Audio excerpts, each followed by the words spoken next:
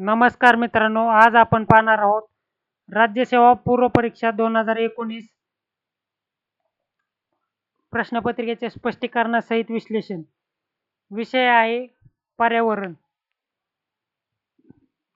याआधी आपण 2019च्या प्रश्नपत्रिकेचे 2-4 विषय अभ्यासले आहे. इतिहास, भूगोल आणखी चालू घडामोडी असे.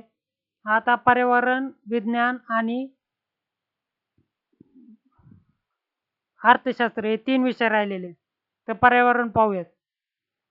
हरितगृह वायूच्या परिणामाच्या संदर्भातील विधाने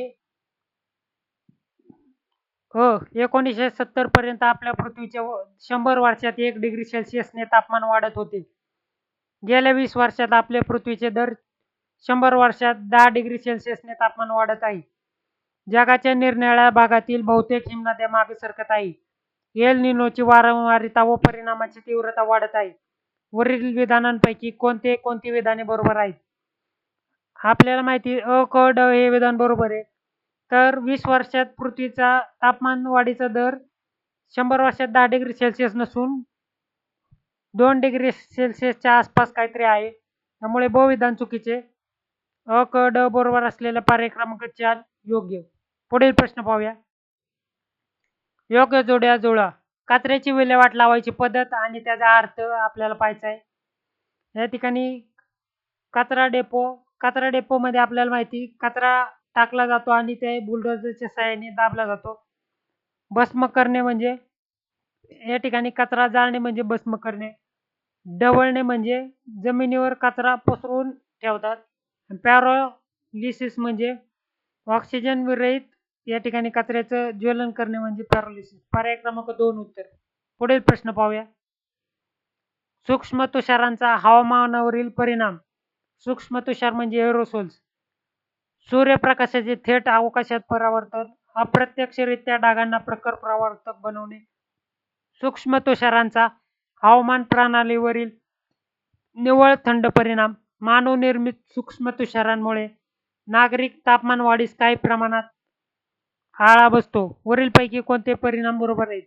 आपण वाचले असेल तर या ठिकाणी सर्वचे सर्व परिणाम बरोबर आहेत. त्यामुळे अ, ब, क, ड असलेला पर्याय क्रमांक 4 हा योग्य राहील. पुढील प्रश्न. भारतीय लोकांचे आरोग्य खालावण्यास खालीलपैकी कोणता महत्त्वाचा घटक कारणीभूत आहे? तर आपण पाहू शकता जल प्रदूषण हा महत्त्वाचा घटक कारणीभूत आहे. खूप जणांना हा प्रश्न सोडवता आला नव्हता. आपण विचार करू शकता की हवा, ध्वनी आणि भूमी प्रदूषण हे तेवढ्या एरियापुरते मर्यादित असतात. तिथून बाहेर पूर्ण म्हणजे एखाद्या जर गावात ते प्रदूषण होत असेल तर किंवा शहरात प्रदूषण होत असेल तर ते तेवढ्या एरियापुरते मर्यादित असते.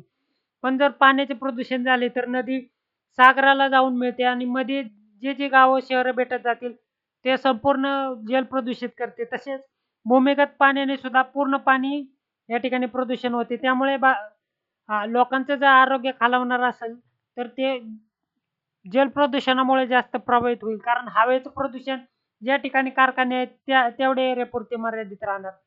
ध्वनीचं प्रदूषण ज्या ठिकाणी ध्वनी जास्त निर्माण होते तेवढ्या ह्याच्यापुरते निर्माण होणार.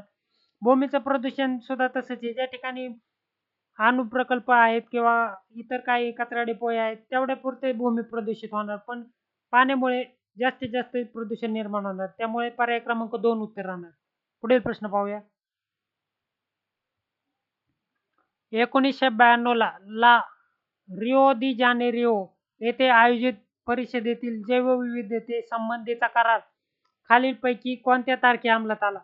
या ठिकाणी आपल्याला कुठल्या तारखे अंमलात आला ही तारीख निवडायची. तर 29 डिसेंबर 1993 रोजी हा करार अंमलात आला. धन्यवाद मित्रांनो. पुढील व्हिडिओत आपण अर्थशास्त्रासंबंधीचे व्हिडिओ पाहणार आहोत. धन्यवाद.